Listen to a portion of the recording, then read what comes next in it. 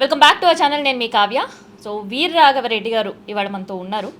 So జరుగుతున్న Saibaba issues కావచ్చు, తర్వాత బంగ్లాదేశ్లో జరుగుతున్న హిందువులపైన అకృత్యాలు కావచ్చు, ఇట్లాంటి విషయాలన్నీ కూడా ఇవాళ మనం మాట్లాడదాం. అండ్ వీటితో పాటు కాకినాడ పేరు ఎలా వచ్చింది అనే దానిపైన కూడా ఒక పెద్ద చర్చ జరుగుతుంది.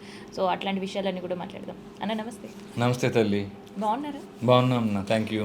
ఎక్కడికి వెళ్ళిపోయారు? మళ్ళీ చాలా రోజుల తర్వాత మళ్ళీ కనిపించారు. మీరు పిలిచారు, వచ్చేసాను తల్లి. మీకు అందుబాటులోనే ఉన్నాం. అన్ని సమస్యల నుంచి బయటపడ్డట్టేనా? సమస్యలు ఏమి ఉండవు అమ్మా. సమస్యలు లోపల బయట ఉండవు. ఎప్పుడు నిరంతరం మంచి చెడు కష్టం సుఖం చుట్టూ ఉంటాయి తల్లి. ఆ కష్టాన్ని సుఖాన్ని వేరుగా చూడకుండా ఉండగలగటమే. రంగరాజన్ గారి ఇష్యూ తర్వాత కోర్టులు కేసులు, అకౌంట్ ఫ్రీజ్ అవ్వడం, వెహికల్స్ సీజ్ అవ్వడం, ఇవన్నీ చూసాము. ఎక్కడి వరకు వచ్చాయి ఆ కేసులన్నీ? నాకు తెలిసి 4-5 years టైం పట్టొచ్చాము. ఇంకా ట్రయల్కి రాలేదు కదా. పోలీసులు ఛార్జెస్ ఫ్రేమ్ చేసిన తర్వాత ఆ ట్రయల్ స్టార్ట్ అవుతుంది. ట్రయల్ ఒకసారి స్టార్ట్ అయిన తర్వాత మీరు అన్నట్టు పూర్తి అవడానికన్నా 2-3 years టైం పట్టొచ్చాము. ఇప్పుడు సేఫ్గానే ఉన్నారు? ఎప్పుడు ఉన్నాను తల్లి. ఆ మధ్యకాలంలో బయటికి వెళ్తే కూడా దాడులు జరిగిన పరిస్థితులు చూసాను. అవును, ఇప్పుడు అట్లాంటి అవకాశాలు ఇప్పుడు కూడా ఉన్నాయి. పర్వాలేదు. ఈ మధ్యలో ఏం మళ్ళీ అటాక్స్ ఏం లేవు? లేదు అమ్మ, లేదు. పీస్ఫుల్గానే ఉన్నారైతే. అంతే తల్లి. సరే అన్న, ఏంటి ఈ మధ్యకాలంలో అసలు సాయిబాబా హిందూ దేవుడు కాదు, ఒక ముస్లిం అతను అనే వాదన వినిపిస్తుంది. ఈవెన్ బాబా గుడ్లు కూడా, అది మనం గుడి అంటున్నాం కానీ అది మస్జిద్ మాత్రమే అని ఒక ఫిలిం యాక్టర్ మాధవిలత అనడం కావచ్చు, దాన్ని బలం చేకూర్చేలాగా లలిత్ కుమార్ చెప్పడం కావచ్చు, ఇవన్నీ వింటున్నాం. ఏంటి మీకేమనిపిస్తుంది అసలు? సబ్కా మాలిక్ ఏక్, అల్లా మాలిక్ అన్నారు కదమ్మా ఆయన.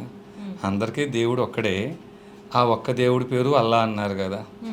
ఈ అల్లాని ఎవరైతే పూజిస్తున్నారో వాళ్ళు ఏ గ్రంథాన్ని, ఖురాన్ అయితే నమ్మి దాన్ని ఫాలో అవుతూ ఆరాధిస్తూ ఉన్నారో వారి యొక్క చర్యలన్నీ మనం బంగ్లాదేశ్ లాంటి దేశాల్లో చూసాం, కాశ్మీర్లో చూసాం, మొన్న పెహల్గాంలో చూసాం కదా తల్లి.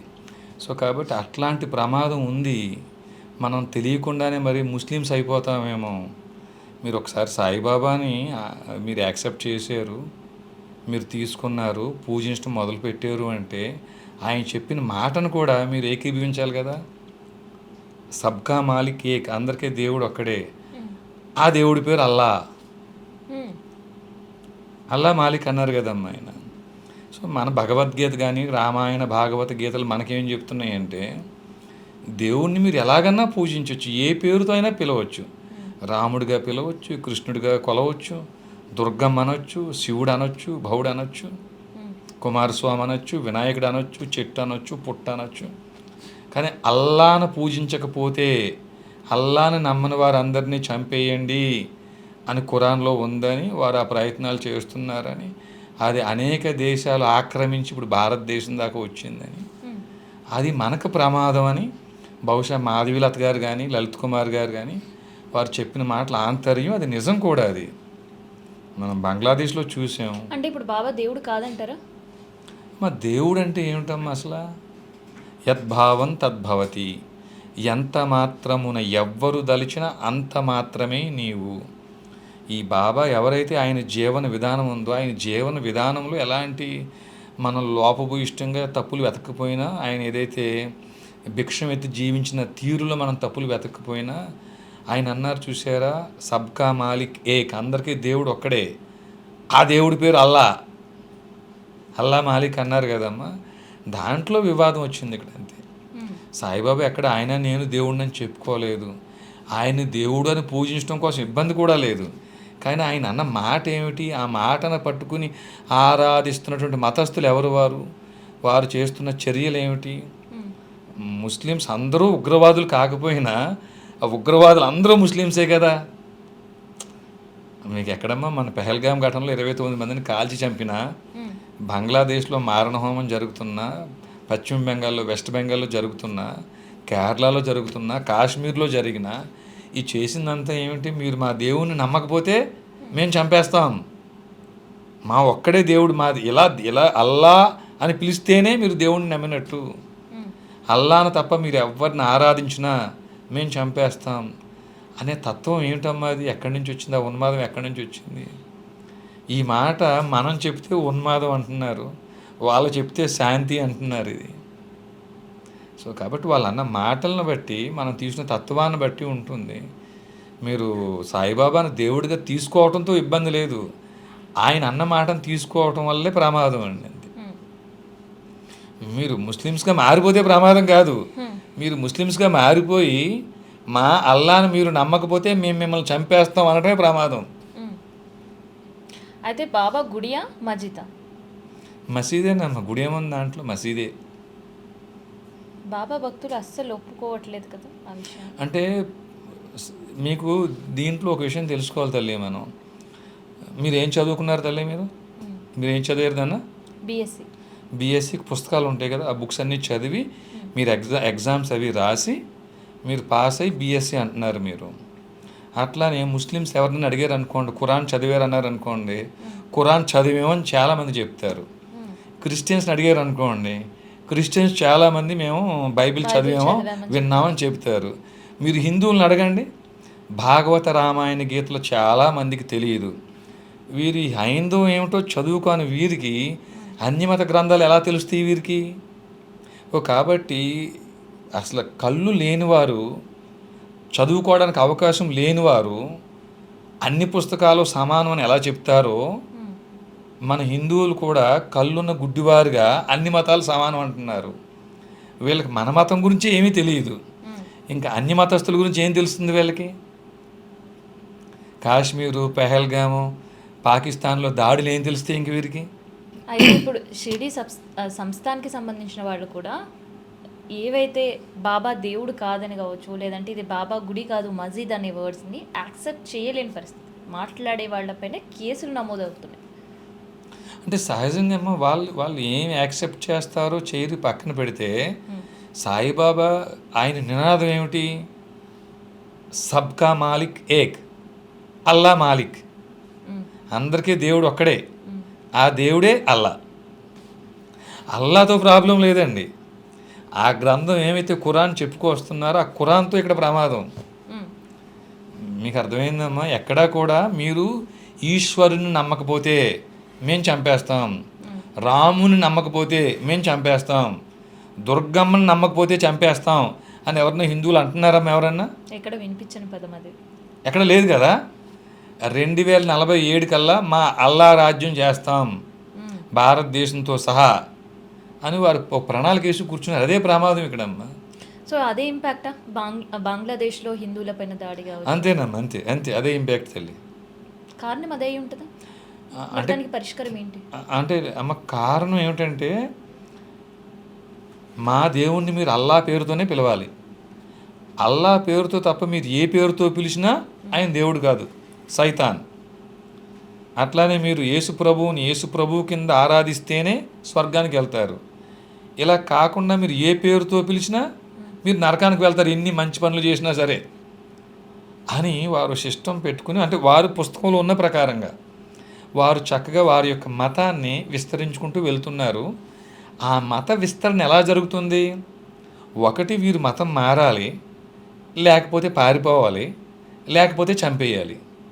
వారు ఈ 3 పనులు చేస్తున్నారు. మతం మారుస్తున్నారు, తరిమేస్తున్నారు, కుదరకపోతే చంపేస్తున్నారు. ఈ 3 పనులు వాళ్ళు చేస్తున్నారు. పెహల్గాంలో హిందువుల కదా అని కన్ఫర్మ్ చేసుకొని మరీ చంపిన పరిస్థితి. అవును తల్లి. పెహల్గాంలో 29 మందో 30 మందినో భార్యల ముందే ఆ ప్యాంటులు విప్పి హిందువులు అవునా కాదా, ముస్లిమ్స్ అవునా కాదా, ముస్లిమ్స్ అయితే కాదు అని కన్ఫర్మ్ చేసుకుని మరీ కాల్చి చంపారు. మీరు అడిగారు కదా కారణం ఏమిటని అడిగారు కదా మీరు. సో బంగ్లాదేశ్లోనేమో మన దురదృష్టం, ఎప్పుడైతే దేశం విడిపోయి అక్కడికి వెళ్ళిపోయి ఉందో అప్పుడే వారు మెజారిటీ అయ్యారో, అక్కడ వారికి అవకాశం దొరికింది, ఆ పని ఎప్పుడో మొదలుపెట్టారు వారు. ఇక్కడ భారతదేశంలో హిందువులు కొంచెం ఎక్కువ మంది ఉన్నాం ఇక్కడ మనం, కాబట్టి కొంచెం సమయం ఎక్కువ పడుతుంది. సుమారు 1947 స్వతంత్రం వచ్చే నాటికి ఇప్పటికీ ఈ ముస్లిం జనాభా ఎంత పెరిగింది? అదే విదేశాల్లో మైనారిటీలుగా ఉన్న మనం అప్పుడున్న జనాభా కంటే ఇప్పుడు ఎంత పడిపోయి ఉన్నాం మనం? ఎంత విపరీతంగా ఇక్కడ పెరిగిపోయిందో అంత విపరీతంగా అంత త్వరగా అక్కడ తగ్గిపోయింది.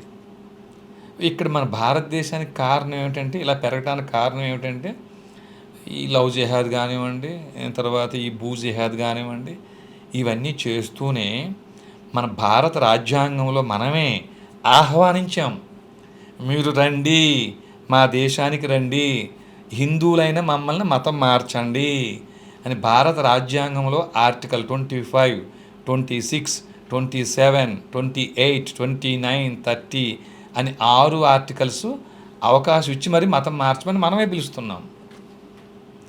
భారత రాజ్యాంగమే హిందూ ద్రోహ రాజ్యాంగం. ఇది నా మాట కూడా కాదమ్మా. Retired CBI director M Nageswararao గారు అని, మీకు అవకాశం ఉన్నప్పుడు ఆయన వీడియోలు చూడండి. మీరు ఈ భారతదేశంలో హిందువులకు మీరు ఏమన్నా చెయ్యాలి అని మీకు కోరుకుంటే, హిందువుల కోసం పెట్టిన పార్టీ మీదైతే ఈ 6 ఆర్టికల్స్ని అమెండ్మెంట్ చేయండి అని ఆయన భారతీయ జనతా పార్టీలో అగ్రనేతలందరికీ చెప్పాడు. ఆయన ఓ డైరెక్టర్ జనరల్ క్యాడర్లో ఉన్న వ్యక్తి, ఆయన సిబిఐ డైరెక్టర్గా పనిచేసిన వ్యక్తి ఆయన. అలాగే ఆర్ఎస్ఎస్లో మోహన్ భగత్ గారికి 1998 నుంచి వారు చెప్తానే ఉన్నారు.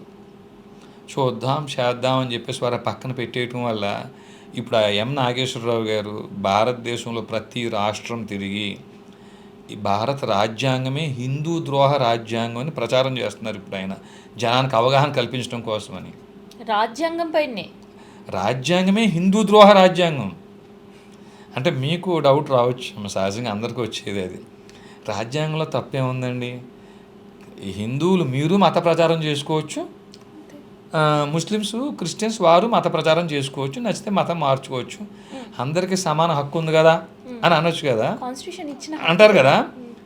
దానికి ఆయన చక్కగా చెప్పే ఉదాహరణ ఏమిటంటే, ఒక రూమ్లో ఒక గదిలో ఓ 50 కేజీల మాంసం పెట్టి ఒక జింకని ఒక పులిని అదే గదిలో కుదిలేసి ఇద్దరు సమానంగా తినండి అంటే ఎలా ఉంటుంది?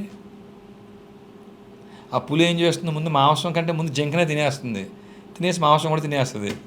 ఆ బయటికి ఆ పులి వస్తుంది తప్ప ఈ జింక మాంసం బయటికి రాదు.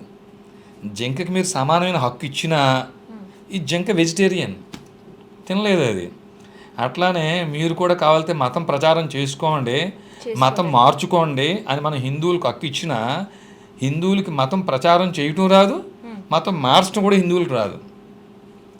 మతం అవతలలో ఎవరన్నా బుద్ధి తప్పో లేకపోతే ఏదో వాళ్ళు ఏదో బుద్ధి తెచ్చుకున్న మతం మారినా మీరు మీ మతం వాళ్ళందరినీ మన దాంట్లో తీసుకురండి, వాళ్ళందరినీ చంపేయండి, లవ్ జిహాద్లు వాళ్ళు చేసినట్టు ఆ అమ్మాయిలు అందరినీ ఎత్తుకురండి.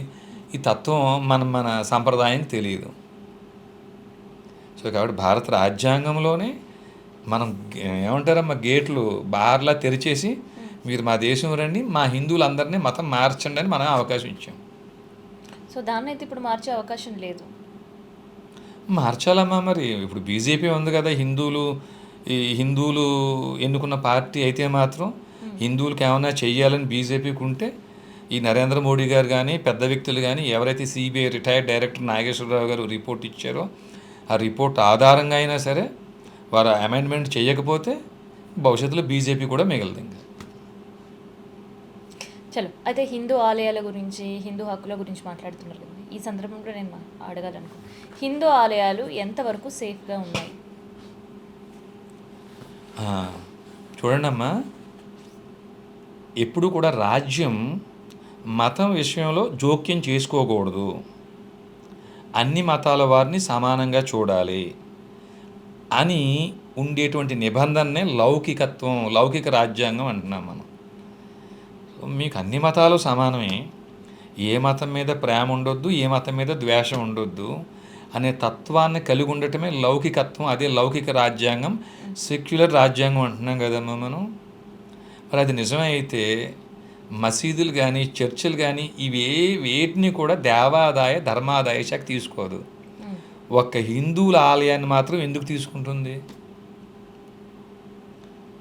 మీరు సెక్యులర్ కదా, అప్పుడు తీసుకుంది ఓకే. వాళ్ళ ఆధీనంలో ఉండే ఆలయాలు కూడా ఎంతవరకు సేఫ్గా ఉన్నాయి, ఎంత పవిత్రతను కోల్పోకుండా ఉన్నాయి, ఎంతవరకు వచ్చే భక్తుల కోసం కేవలం ఆ సేవలు చేయడానికి మాత్రమే ఉన్నాయి అంటే ఎప్పుడైతే మీరు రాజకీయ ఈ ప్రభుత్వం కోరల చేతుల్లోకి ఆలయాలు వెళ్ళిపోయినాయో ఆ క్షణం ఆలయాలు చరిత్ర అయిపోయిందమ్మా. ఆ క్షణమే అయిపోయింది. ఉదాహరణకి మనం సనాతన బోర్డు ఒకటి కావాలని చెప్పేసి అడుగుతున్నారు పవన్ కళ్యాణ్ గారు అని అంటున్నారు. టీటీడీ బోర్డు ఉంది కదమ్మా, టీటీడీ బోర్డు ఏమైంది? ఇప్పుడు మీ పార్టీ అధికారంలోకి వస్తే మీ పార్టీ వాళ్ళు వేరే పార్టీ వాళ్ళు అధికారంలోకి వస్తే ఆ పార్టీ రాజకీయ నాయకులకి ఏమంటారమ్మా, ఉపాధి హామీ, రాజకీయ నిరుద్యోగులకి ఉపాధి హామీ పథకం కింద అయిపోయిందమ్మా టీటీడీ బోర్డు. అంటే ఇది ఒక్క పార్టీ కాదు, ఏ పార్టీ అధికారంలోకి వచ్చినా ఆయా పార్టీల్లో ఉండేటువంటి రాజకీయ నిరుద్యోగులకు పునరావాస కేంద్రంగా అయిపోయింది టీటీడీ. ఎందుకు అలా అంటున్నారు? అంతే అమ్మా. ఇప్పుడు టీటీడీ బోర్డుని ఎవరు కాన్స్టిట్యూట్ చేస్తున్నారమ్మా? ఆంధ్ర రాష్ట్ర ముఖ్యమంత్రే కదా.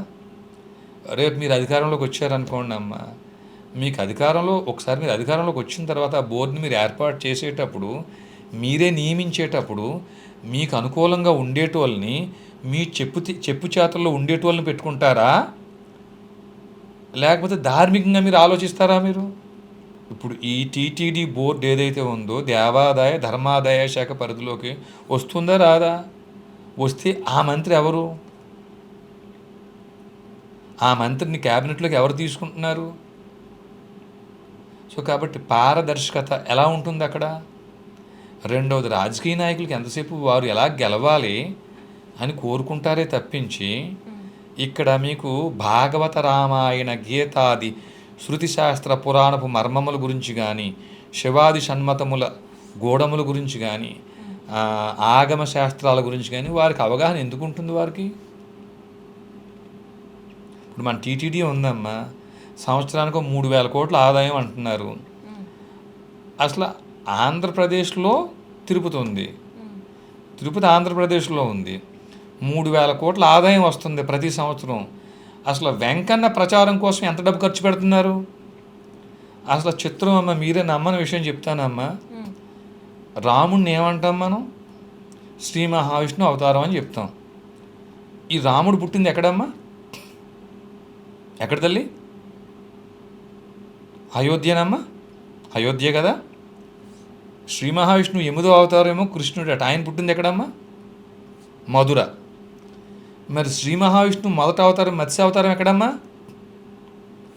తిరుపతి పక్కన నాగులాపురం.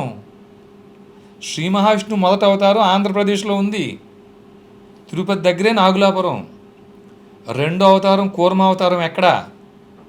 రాముడు పుట్టిందేమో అయోధ్య అని చెప్తున్నాం మనం, 7వ అవతారం. రెండో అవతారం కూర్మ అవతారం ఎక్కడ? తూర్పుగోదావరి జిల్లా అంతర్వేది, శ్రీకూర్మం, థాయిలాండ్, ఈ 3 కలిపితే క్షీరసాగర మదనం ప్రాజెక్ట్ అమ్మ. రెండో అవతారానికి సాక్షిగా తూర్పుగోదావరి జిల్లా, ఇప్పుడు శ్రీకూర్మం శ్రీకాకుళం జిల్లా, థాయిలాండ్, 3 కలిపి చూడాలి మనం. మరి 3వ అవతారం ఎక్కడుంది తల్లి? వరాహావతారం. పురాణ పురుష నృవరాత్మ జాశ్రిత పరాధీనకర విరాధ రావణ. ఈ వరాహ క్షేత్రం ఎక్కడుంది తల్లి? ఇప్పుడుండే తిరుపతి అసలు పేరే ఆది వరాహ క్షేత్రము. చాలామందికి తెలియదమ్మా. శ్రీ మహావిష్ణువు 7, 8 అవతారాలు చెప్తున్నాను తప్ప, ఇదిగో ఈ మొదట 3 అవతారాలు ఆంధ్రప్రదేశ్లో ఉన్నాయని ఆంధ్రప్రదేశ్ వాసులకు కూడా తెలియదు. 3,000 కోట్ల రూపాయలు బడ్జెట్ ఉంది అక్కడ. ఈ ప్రచారం కూడా చేయట్లేదు టీటీడీ. అది అన్ని ప్రభుత్వాలకి వర్తిస్తుంది. 4వ అవతారం ఎక్కడుందమ్మా? నృసింహావతారం, అహోబిల క్షేత్రం. ఇప్పుడుండే అహోబిల క్షేత్రమే శ్రీ మహావిష్ణువు 4వ అవతారం, నృసింహావతారం. 5వ అవతారం వామన అవతారం, మహాబిల క్షేత్రం. ఇప్పటి అహోబిలమే ఒకప్పుడు మహాబిల క్షేత్రం. చూడండి అమ్మా, శ్రీ మహావిష్ణువు మొదట 5 అవతారాలు ఆంధ్రప్రదేశ్లో ఉన్నాయి. ఈ విషయం ఆంధ్రప్రదేశ్ వాసులకు కూడా తెలియదు.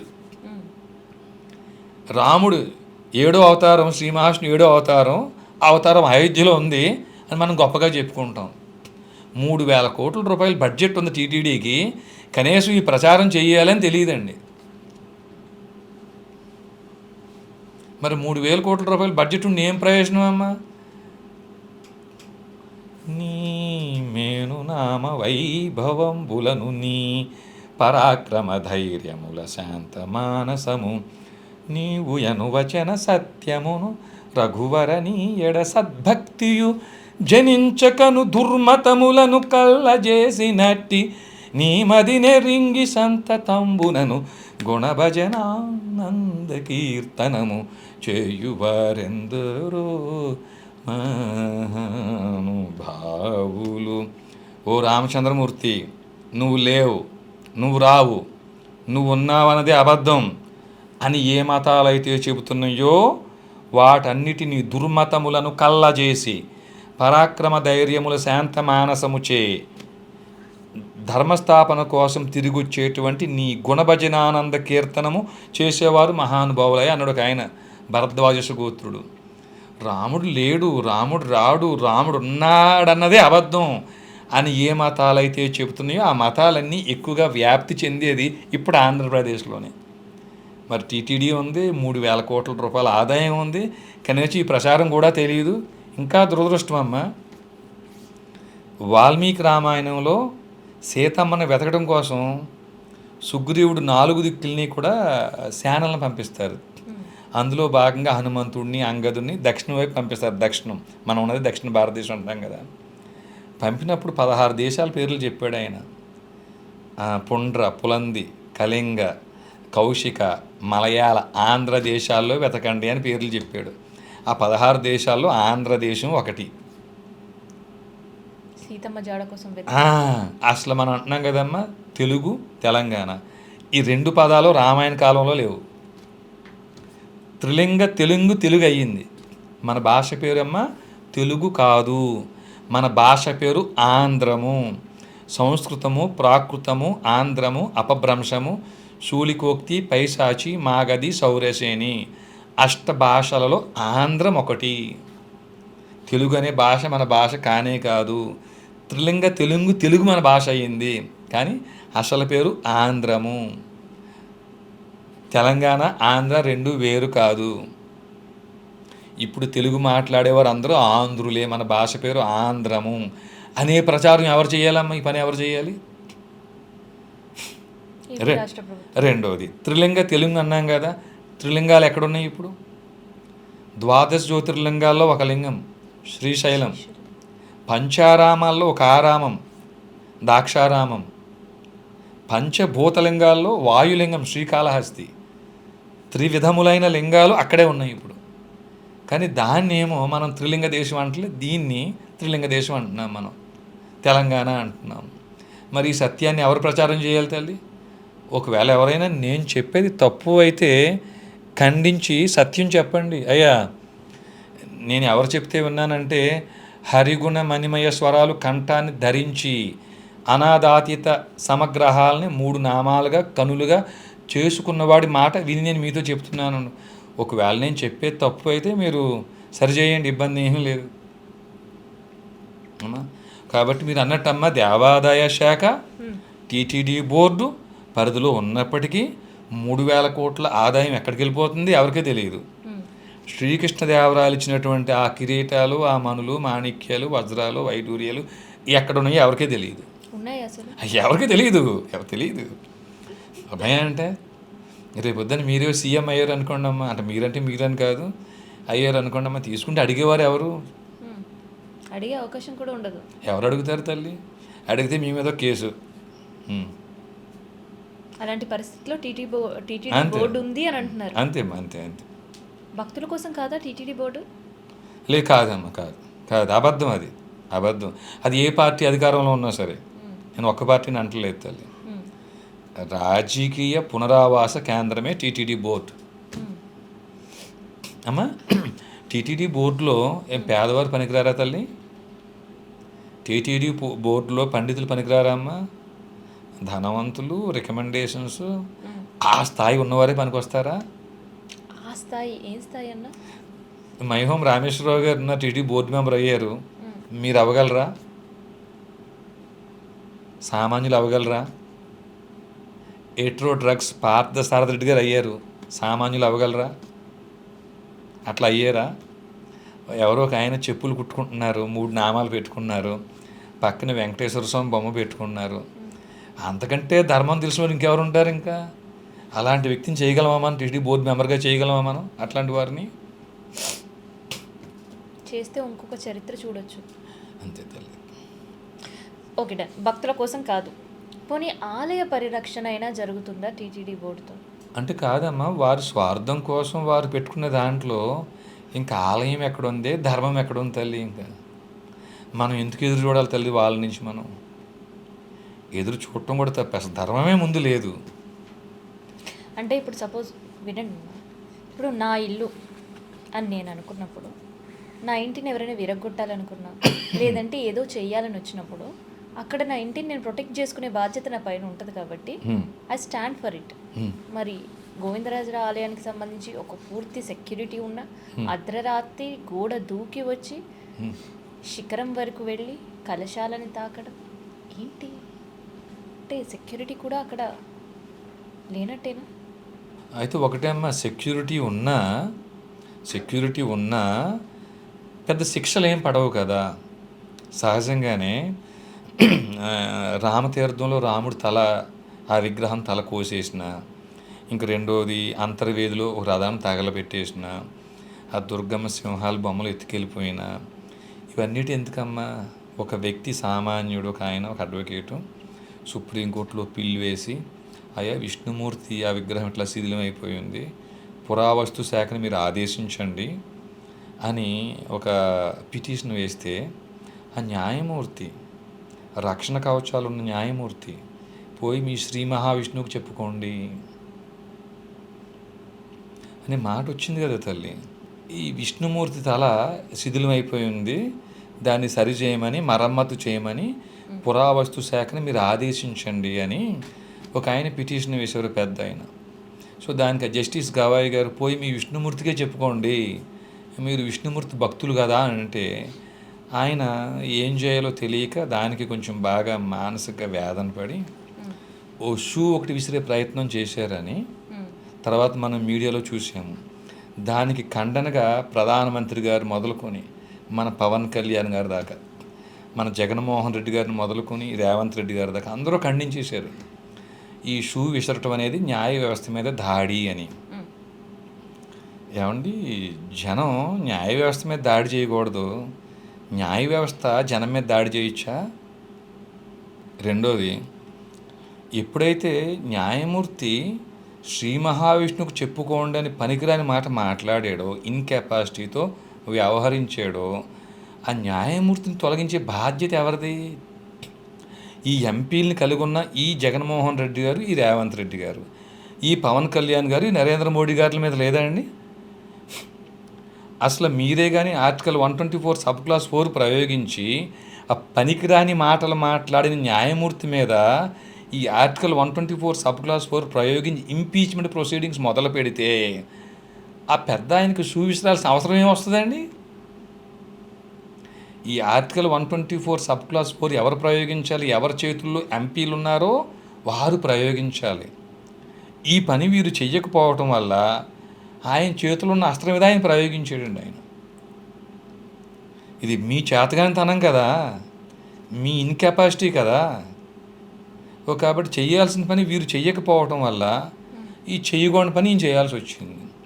అట్లానే మన న్యాయ వ్యవస్థ కూడా అమ్మా, 100 కోట్ల మంది హిందువుల్ని పోలీసులు 15 నిమిషాలు కళ్ళు మూసుకుంటే నేను చంపేస్తా అని ఆయనది నేరం కాదని వదిలేసినప్పుడు, గోవిందరాజు గారి ఆలయం మీద పైకి ఎక్కేసి ఎంత ఏమంటారు చండాల పనికిమాలిన పనులు చేస్తే మాత్రం శిక్ష పడుతుందా?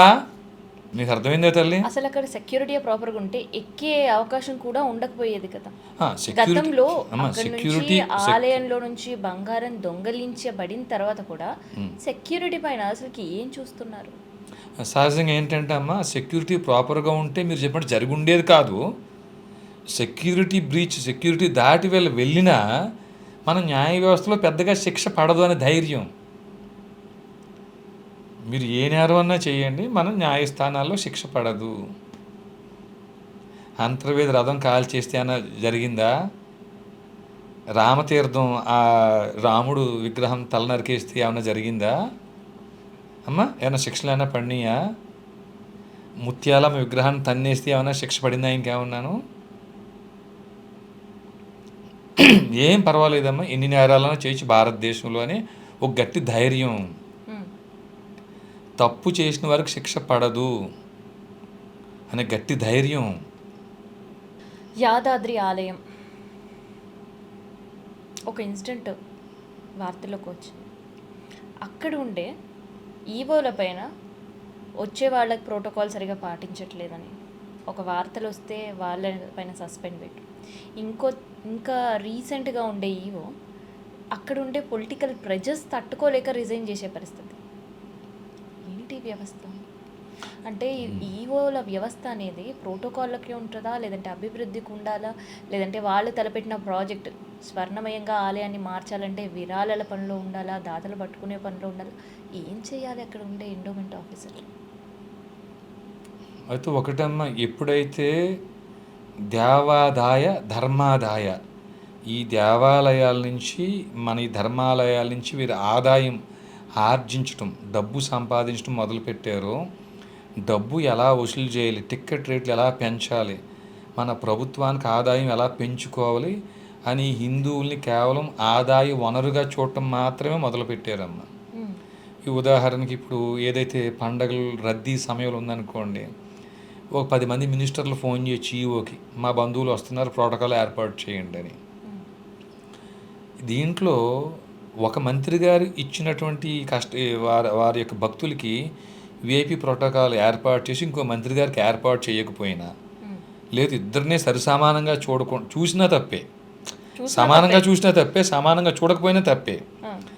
కాబట్టి ఇవన్నీ కూడా వారు ఎదుర్కోలేక, వారు భరించలేక వారు రాజీనామా చేసి ఉండొచ్చమ్మ. కేవలం మనం ఇందాక అనుకున్నాం కదమ్మా, ఈ ఎండోమెంట్ డిపార్ట్మెంట్ అనేది టీటీడీ బోర్డు అయినా ఎండోమెంట్ డిపార్ట్మెంట్ అయినా అక్కడ ఎవరైతే ఆ చైర్మన్స్ని, అధ్యక్షుల్ని, ఆ బోర్డుని ఏర్పాటు చేసేటప్పుడు ఆ బోర్డులు కేవలం రాజకీయ పునరావాస కేంద్రాలుగా మారిపోయి ఉన్నాయి అమ్మ. అక్కడ భక్తి ధర్మం అన్నీ పక్కన పెట్టేస్తే ఎవరు రాజకీయంగా అండాదండా పలుకుబడి ఆ డబ్బు అవి కలిగి ఉన్నారో వారి మాట చెల్లుబాటు అయ్యే ధోరణిలో అక్కడ బోర్డులు ఏర్పాటు అవుతున్నాయి, కూర్పులు జరుగుతున్నాయి.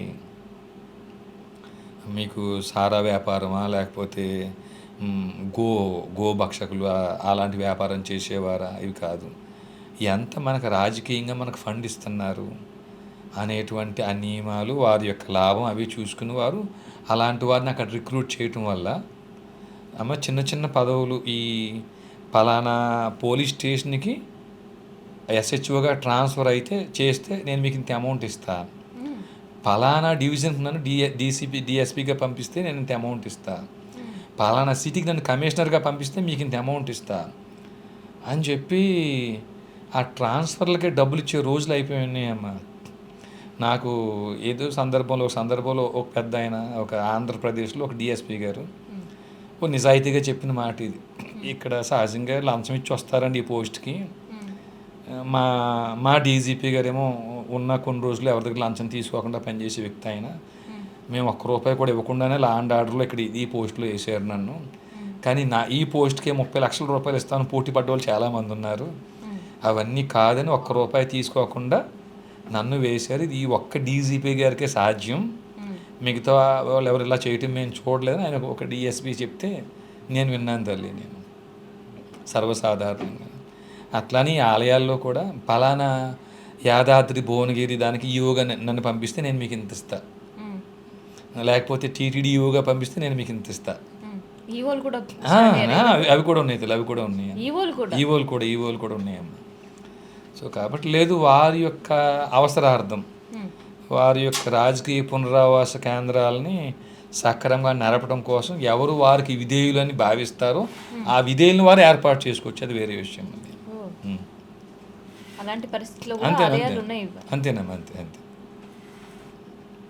అండ్ ఈ మధ్యకాలంలో కొత్త ప్రచారాలు వింటున్నాం. అన్వేష్కేమో ఆంజనేయ స్వామి విష్ణుమూర్తి కళ్ళలోకి వచ్చి హిందువుల పైన అకృత్యాలలో పోరాడాలి అని చెప్తే నేను కాషాయ కండువాతో సిద్ధంగా ఉన్నానని, ఆయనకి కౌంటర్ ఇస్తూ ఇంకొకరు నాకు సాయిబాబా కళ్ళలోకి వచ్చి చెప్పాడని, ఇంకొకరు శ్రీరాముడు కళ్ళలోకి వచ్చి చెప్పారని, ఇంకొక దేవుడు నాకు కళ్ళలోకి వచ్చి చెప్పాడు, విని వీపు వాయించమని. ఏం జరుగుతుందన్న ఈ దేవుళ్ళు కళ్ళలోకి రావడం ఏంటి అసలు? అమ్మ మనం చెప్పుకోవచ్చు యద్భావం తద్భవతే అని. వారు చెప్పేటువంటి థియరీని నమ్మకంగా జనాల్లో పెట్టడం కోసం నేను చెప్పానంటే వినరాని ఉద్దేశంతో దేవుడి పేరు కూడా చెప్పుండొచ్చు, కానీ దేవుళ్ళు ఏమో అంత తీరిగ్గా ఉండరమ్మా. వీళ్ళ కళలోకి వచ్చి చెప్పేయడానికి వాళ్ళంతా తీరిగ్గా ఉండే వాళ్ళు దేవుళ్ళు ఏమీ కాదు తల్లి. ఆంజనేయ స్వామి అయినా నిరంతరం రామనామ రసికుడు ఆంజనేయ స్వామి. నిరంతరం రామనామాన్ని జపించేవాడు ఆయన. చదువులన్నీ తెలిసి శంకరాంశుడై సదయుడా సుగ సంభవుడు మృక్క. ఆ చదువులన్నీ తెలిసిన శంకరాంశుడు ఆంజనేయ స్వామి. అందరు కళల్లోకి వెళ్ళి చెప్పి అంత తీరిక అంత ఇది ఆయనకు కూడా ఏమి ఉండదమ్మా ఆయనకి. కాకుంటే వారి దాన్ని నిలబెట్టి మేము ఇది చెప్పేది సత్యం అని చెప్పడం కోసం, ప్రచారం కోసం ఆయన పేరు వాడుకోవచ్చు అమ్మ. కాకుంటే దురదృష్టం ఏంటంటే అమ్మ, ఎన్ని మాటలు అన్నా మనకి ఎలాగ ఐకమత్యం అయితే మనకి ఎలాగ ఉండదు కదమ్మా. ఎన్ని తిట్లన్నా తిట్టుకోవచ్చు, ఇబ్బంది ఏమీ లేదు. మీరు వేరే వాళ్ళు ఎవరినన్నా తిడితే వారికి ఐకమత్యం తప్పించి మరి మనకి ఎలాగ ఐకమత్యం ఏమి ఉండదు కదా తల్లి మనకేమీ. మీరు నా కులాన్ని ఏమన్నంటే నాకు కోపం వస్తుంది, ఆ కులాన్ని అంటే వారికి కోపం వస్తుంది. మీరు మా ఆచారాన్ని ఏమన్నా మాకేం బాధ ఏమీ లేదమ్మా. కులాన్ని అంటేనే తప్పు, ఆ కులాన్ని అంటేనే కోపం వచ్చేస్తుంది. అసలు మిమ్మల్ని కథలనివ్వం మేము. అసలు మా ఆచారాన్ని, మా సంప్రదాయాన్ని, మా వర్ణాన్ని అసలు మీరు ఎన్ని తిట్టేసినా మాకు ఇబ్బంది ఏమీ లేదు. సో ఆస్తికులు ఒకవైపు, నాస్తికులు ఇంకోవైపు, అన్య మతస్థులు ఇంకోవైపు. అట్లీస్ట్ మేము నాస్తికులం, మేము దేవుణ్ణి నమ్మం అని చెప్పే వాళ్ళు యూనిటీ చూస్తున్నాం, అన్యమతస్తుల్లో కూడా చూస్తున్నాం. కానీ ఎందుకు దేవుడు పేరు వాడుకొని ప్రచారం చేయాలి, డబ్బు సంపాదించుకోవాలి అనే వాళ్ళకి ఒక యూనిటీ కనిపించట్లేదు? చాలా మంచి ప్రశ్నేనమ్మా. సో నాస్తికులతో మనకు వచ్చిన బాధ ఏమీ లేదు కదమ్మా, అంతేనా? అన్యమతస్థుల్లో ఉండే ఐక్యత దేవుణ్ణి నమ్ముతున్నాం అన్న మనలో ఎందుకు లేదు, అంతే కదమ్మా? హిందువుల్లో ఎందుకు లేదు, అదే కదా మీ ప్రశ్న. అమ్మ ఇప్పుడు ఎవరైతే అన్యమతస్థులు అంటున్నామో, క్రిస్టియన్స్ అయినా, ముస్లిమ్స్ అయినా, వేరేవారైనా, వీరందరూ హైందవులుగా ఉండి అక్కడికి వెళ్ళిన వారే కదా. ఓ 90% మంది అయితే ఎక్కడి నుంచి మైగ్రేట్ అయ్యి వెళ్ళిన వారే కదా. అది ఇంకా మనం చెప్పలేం ఇన్ డీటెయిల్. అంటే భారతదేశంలో అందరూ కూడా మతం మారిన వారే కదమ్మా. విదేశాల నుంచి వచ్చిన చాలా తక్కువ జనాభా కదా తల్లి. హిందువులే ముస్లిమ్స్గా, హిందువులే క్రిస్టియన్స్గా మతం మారారు కదా. 90% మంది పైనే మతం మారింది. మరి ఇక్కడ ఉన్నప్పుడు హిందువులుగా ఉన్నప్పుడు లేని ఐక్యత క్రిస్టియన్స్గా, ముస్లిమ్స్గా మారిన తర్వాత ఎందుకు వస్తుంది ఐక్యత వారికి? కారణం ఏమిటంటే అమ్మ, వారి యొక్క ప్రార్థనా మందిరాల్లో, చర్చిల్లో, మసీదుల్లో వారికి ఒక బోధన జరుగుతుంది. వారు ఐక్యంగా ఎలా ఉండాలి, వాళ్ళ మతాన్ని ఎలా విస్తరించుకోవాలి, అన్య మతస్థుల్ని మనం ఎలా ఆక్రమించాలో వారికి ఒక చక్కటి బోధన, ఒక చక్కటి ప్రణాళిక అక్కడ ఉంది. మరి మన ఆలయాల్లో, మన పూజా మందిరాల్లో, మరి మనకి ఎక్కడైనా అట్లాంటి బోధన జరుగుతుందా? మన ఆలయాల్లో జరుగుతుందమ్మా? మనం రెడ్డి, కమ్మ, కాపు, కమ్మరి, కుమ్మరి, మాల, మాదిగ, బ్రాహ్మణ, క్షత్రియ, వైశ్య కింద విడిపోయి ఉన్నాం కదమ్మా మనం. మరి అన్యమత ప్రార్థనా మందిరాల్లో వారి యూనిటీ కోసం, వారి మత విస్తరణ కోసం వారి యొక్క బోధకులు చేసే బోధన మన ఆలయాల్లో అర్చక పురోహితులు ఎందుకు చేయటం లేదు? అదే బోధన మన ఆలయాల్లో అర్చక పురోహితులు కూడా చేస్తే ఈ రెడ్డి, కమ్మ, కాపు, మాల, మాదిగ, కమ్మరి, కుమ్మరి రామాయణ కాలంలో లేవు. బ్రాహ్మణ, క్షత్రియ, వైశ్య, శూద్ర 4 వర్ణాలు. చతుర్వర్ణాల వారు ఒక తల్లి పిల్లలు. తండ్రి కశ్యపుడు.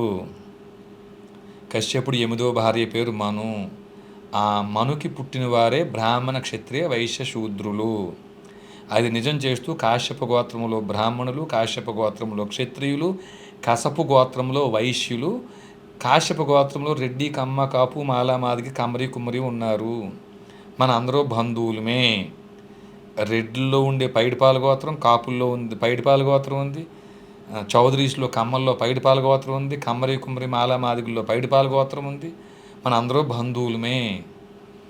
ఈ రెడ్డి, కమ్మలో ఉండే వశిష్ఠ గోత్రం బ్రాహ్మణుల్లో, క్షత్రియుల్లో కూడా ఉంది. మన అందరూ బంధువులమే, గోత్రం ప్రకారంగా మనం బంధువులమే అనేటువంటి ప్రచారం ఎవరు చేయాలి? మన ఆలయాల్లో అర్చక పురోహితులు ఈ ప్రచారం చేసి పాకిస్తాన్ విభజనప్పుడు పాకిస్తాన్లో ఉండే హిందువులు ఇన్ని లక్షల మందిని ఊచకోత కోసి శవాలను మనకి ఇక్కడ పంపించారు భారతదేశానికి. కాశ్మీర్లో అల్లర్ల సమయంలో అనేక మంది లక్షల మంది హిందువుల్ని చంపేసి తరిమేశారు. చాలామంది నేను ఊచకోత కోసారు. కేరళలో జరిగింది, వెస్ట్ బెంగాల్లో జరుగుతుంది, బంగ్లాదేశ్లో జరుగుతుంది. కాబట్టి ఇప్పుడైనా మనం ఐక్యంగా ఉండాలి. మన జనాభా ఎలా తగ్గిపోతుంది, అన్ని మతస్థుల జనాభా ఎలా పెరుగుతుంది అనేటువంటి బోధన మన ఆలయాల్లో అర్చక పురోహితులు వచ్చినటువంటి భక్తుల్ని కూర్చోబెట్టి 10 నిమిషాలు పూజలు పునస్కారాలు మానేయండి, ఇది బోధించండి. ఈ పని మీరు చేస్తే మనం కూడా ఐక్యంగా ఉంటాం కదా. ఒక మసీదుకి ఎంతమంది వస్తున్నారు, వాళ్ళు ఏమేమి పని చేస్తున్నారు, వారి వయసు ఎంత, వారు ఎక్కడుంటారు, వారు ఆర్థికంగా ఫైనాన్షియల్ బ్యాక్గ్రౌండ్ ఏమిటి, వారు ఎందుకు పనికి వస్తారు, ఈ డేటా అంతా ముల్లాల ఇమాముల దగ్గర ఉంది. మన ఆలయాల్లో ఉండే భక్తులు, వచ్చే భక్తులు ఎక్కడి నుంచి వస్తున్నారు, ఎప్పుడు వస్తున్నారు, ఏ సమయానికి వస్తున్నారు, ఎంతమంది వస్తున్నారు, వారి వయసు ఎంత, వారి గోత్రం ఏమిటి, వారిలో పని ఉన్నవారు ఎంతమంది, పని లేనివారు ఎంతమంది, ఎవరు దేనికి పనికి వస్తారు అనేటువంటి ఈ డేటా మన అర్చక పురోహితుల దగ్గర లేదు. మీకు చర్చిలో పాస్టర్ దగ్గర ఉంది ఆ డేటా మొత్తం. మసీదులో ముల్లా ఇమాముల దగ్గర ఉంది. పాస్టర్ల దగ్గర అయితే మాత్రం ఈ ఊర్లో ఎంతమంది హిందువులు ఉన్నారు, ఎంతమంది క్రిస్టియన్స్ ఉన్నారు, ఎంతమంది మతం మారడానికి సిద్ధంగా ఉన్నారు, ఎంతమందిని మతం మార్చొచ్చు, వాళ్ళ దగ్గర ప్రణాళిక ఉంది. ఈ ప్రణాళిక మన అర్చక పురోహితుల దగ్గర లేదు. కాబట్టి మూలమే మన అర్చక పురోహిత వ్యవస్థే ఈ పూజలు పునస్కారాల మీద పెట్టే దృష్టిలో కొంత భాగం ఈ బోధన మీద పెట్టాలి, ఐక్యంగా ఉంచడం మీద పెట్టాలి, మన అందరూ బంధువుల మీద గోత్రం ప్రకారంగా అని చెప్పే విషయం మీద పెట్టాలి. ఇప్పుడు చూడండమ్మా, మనం మాట్లాడే భాష తెలుగు కాదు ఆంధ్రము అనే నిజాన్ని చెప్పడం ద్వారా ముందు తెలంగాణ ఆంధ్ర అనే 2 బాధలు పోతాయి మనకు అక్కడ. అమ్మా అవునా కదా? ప్రాంతీయ భావం పోతుంది, ప్రాంతీయ భేదం పోతుంది. ప్రాంతీయ భేదం గురించి మాట్లాడుతున్నారు. పండితులే ఒక కాకినాడ గురించి కాకి లేదు నాడా లేదని ఒకరు, అసలు కాకినాడ పేరు ఇంకొకటి అని ఇంకొకరు. స్పెషల్గా చెప్పాలంటే గరికపాటి గారు రీసెంట్గా మాట్లాడుతూ చాగంటి గారు దాని గురించి కాకినాడ పేరు గురించి ఒకటా చెప్తే దాన్ని ఆయన పేరు తీసుకోకుండా గరికపాటి గారు చాలా తెలివిగా కాకి లేదు నాడా లేదు అసలు అది కాకినాడ పేరు ఎలా వచ్చింది అనే దానికి ఇంకొక నిర్వచనం చెప్పిన పరిస్థితి. కెనడా అనేది కావచ్చు, కోకెనడా కాకినాడ అయిందన్నారు ఆయన. ఏంటి అసలు అది? ఈ 2 అబద్ధాలు తల్లి. మరి ఏంటి? చాగంటి గారు ఏమో కోకనదం పేరుతో కోకనదం కాస్త కాకినాడ అయిందన్నారు చాగంటి గారు.